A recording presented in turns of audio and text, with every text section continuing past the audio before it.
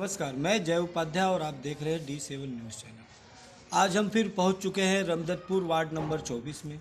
यहां हम मुलाकात करेंगे सुहेल देव भारतीय समाज पार्टी के जिला प्रभारी ब्रिजेश राय जी से और जानेंगे कि जो हाल ही में सुहेल देव भारतीय समाज पार्टी के राष्ट्रीय प्रवक्ता अरुण राजभर जी द्वारा जो स्टिंग ऑपरेशन कराया गया था उस पर कई लोगों ने टिप्पा टिप्पणी की है। तो हम बात करेंगे ब्रिजेश राय जी से और जानेंगे कि आखिर इस स्टिंग ऑपरेशन का मेन मतलब क्या था। तो मिलते हैं ब्रिजेश जी से। नमस्कार सर। नमस्कार नमस्कार। सर, मैं आपसे एक बात जानना चाहता हूं कि पिछले ही दिनों कुछ दिन पहले आपके जो राष्ट्रीय प्रवक्ता है अरुण राजभर जी, उनके द्वारा एक नेता का स्टिंग ऑपरेशन कराया गया जिसपे कई पार्टियों ने अपनी अपनी प्रतिक्रिया व्यक्त की। तो सर, ये स्टिंग ऑपरेशन किसी का कराना क्या उचित है या इस किस संदर्भ में कराया गया था? देखिए, स्टिंग ऑपरेशन की बात उसमें मत करिए। किसी की चोरी को उजागर करना, नेताजी स्टिंग ऑपरेशन ये अलग बात है, लेकिन जो चोरी कर रहा है, जो चोर बन के आ रहा है, वो क्यों चोर बन के आ रहा है? अगर उसको आना तो सामने से आए। आप चोरी करके कंबल ओढ़ करके चादर ओढ़ करके मुँह दुल्हन की तरह घूंघट काट करके आप जाएंगे। आप एक नेता हैं, चोर क्यों बन रहे हैं?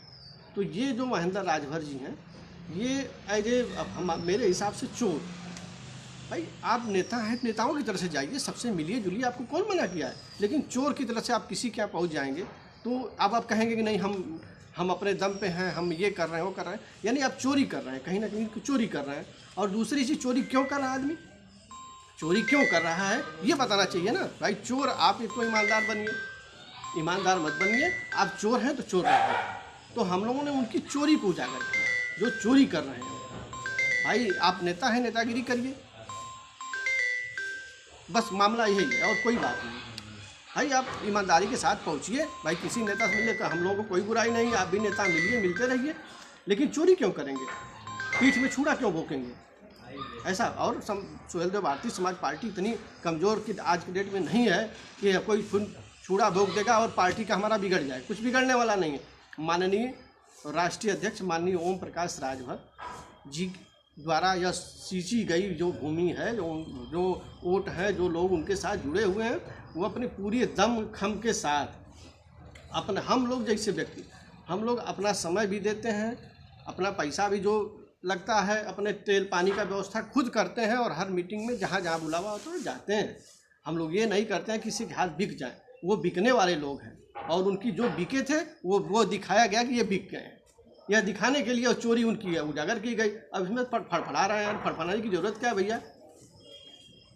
राष्ट्रीय समता पार्टी के प्रवक्ता शशि प्रताप सिंह जी हैं, जो पहले ओम प्रकाश राजभर जी के साथ में जुड़े थे, लेकिन अब कुछ ही कारणोंवश निकल के उन्होंने अपनी पार्टी बनाई है।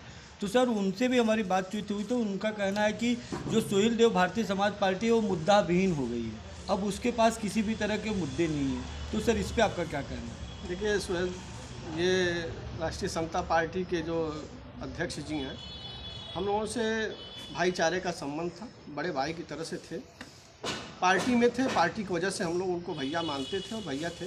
उन्होंने जब से पार्टी में वो गए हैं, हम लोग उनसे बहुत दूरी बना लिए हैं, कोई संबंध कोई संपर्क नहीं है।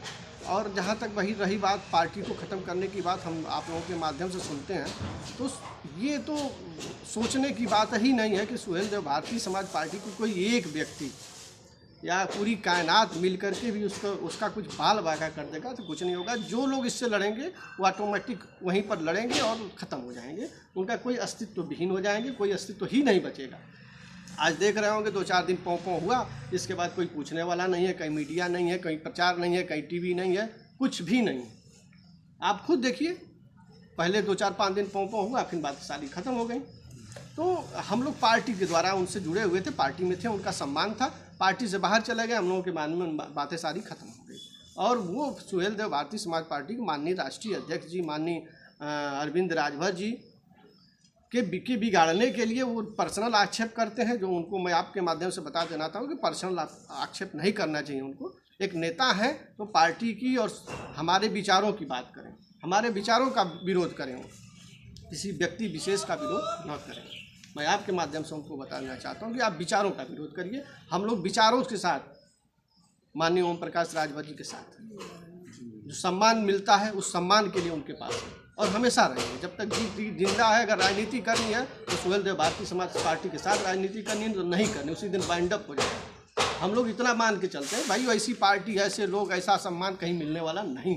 तो जो ये नगर निगम का चुनाव होने वाला था पार्षदी का, वो दिन ब दिन टटते जा रहा है। अब कुछ 6 महीनों के लिए टाल दिया गया, तो इससे कैंडिडेट पे और किस वजह से इस चुनाव को टाला जा रहा है? देखिए, सुहेल देव भारतीय समाज पार्टी इलेक्शन के लिए हमेशा तैयार रहती है। हमारे कार्यकर्ता तैयार रहते हैं। 6 महीना टर गया लेकिन हमारे कार्यकर्ताओं के ऊपर कोई प्रभाव नहीं पड़ा है। अभी हमारे गांव में जगह जगह नुक्कड़ सभाएं हो रही हैं। अभी 1 घंटा पहले फेसबुक के माध्यम से पता चला है कि हमारे पड़ोसी गांव रजनहिया में ही हमारे पार्टी के जिला के सभी पदाधिकारी इकट्ठे होकर के नुक्कड़ सभा कर रहे हैं। तो हम तो लगातार चलते हैं, हम लोग हमेशा चलते रहते हैं और हमेशा इलेक्शन के लिए किसी भी वजह से तैयार रहते हैं। 6 महीना बाद होगा चाहे 1 महीना बाद हो, हमारी पार्टी के लिए कोई फ़र्क नहीं पड़ता है। जो कार्यकर्ता है वो चल रहा है और चलेगा, जब तक चलेगा जब तक माननीय ओम प्रकाश राजभर जी को हम लोग उत्तर प्रदेश का मुख्यमंत्री नहीं बना लेते।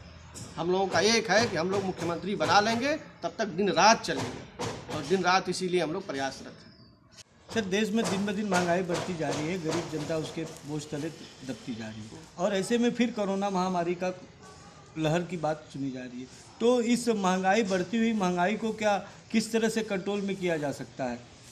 देखिए, पिछली बार भी कोरोना आया था, सरकार के कुछ कदम बड़े अच्छे भी थे, और जब इतनी बड़ी जनता महामारी से जूझ रही हो तो हर व्यक्ति के पीछे तो हम नहीं कर सकते, लेकिन मैक्सिमम लोगों को सारी सुविधाएं मिली थी। आज भी देख रहे हैं उसी की वजह से सबको सरकार की तरफ से खाद्यान्न मिल ही रहा है और फ्री का मिल रहा है। इतना तो कम से कम सरकार ने किया है। अब महंगाई आएगी, जनता हमारे यहाँ खुद इतनी स्ट्रगल अब कर चुकी है कि उससे लड़ सकती है, ऐसा नहीं है। लोग समझ रहे हैं कि नहीं हम लोग लड़ पाएंगे इससे, और ज़्यादा तक समाज सेवी लोग भी हैं, कुछ लोग, हम लोग भी बड़ा मदद किए। पूरा रूम देखिए भरा हुआ था गेहूँ और चावल से, सारा बंटवा दिए हम तो, पूरे गांव में बंटवा दिए कि भैया ले जाइए, आप लोग खाइए। मेरे यहाँ कुछ नहीं, 5 किलो नहीं बचा। लेकिन कोरोना के साल में मैंने अपने घर से करीब लाख रुपया के आसपास नगद, 200 रुपया सबको सब्जी के लिए, भाई सब लोग घर बैठे हैं तो क्या करेंगे, उसमें हमारा भरा हुआ था पूरा जो है, करीब गेहूँ चावल मिल करके 100 बोरा से ज़्यादा था, मैंने सब बंटवा दिया। मैं मेरे गांव से आता है, हम लोग किसान आदमी हैं, तो आया था और आते आते इकट्ठा हो गया था, तो हम कहे इसी बहाने भाई चलो गरीबों के काम आ जाएगा, तो हमने बंटवाया। और इसी तरह से सब लोग मिलकर लड़ा जाएगा, ऐसी बात नहीं, उससे हम लोग डरने वाले नहीं है कि आएगा तो हम लोग डर जाएंगे। लड़ा जाएगा, जैसे भी होगा सारी सामर्थ्य लाए तो लड़ा जाएगा। सर, अब ये अपना पुराना साल जाने वाला है और नया साल में आप कदम रखने वाले हैं, तो ऐसे में आप इस देश की और अपने वार्ड की जनता को क्या संदेश देना चाहेंगे?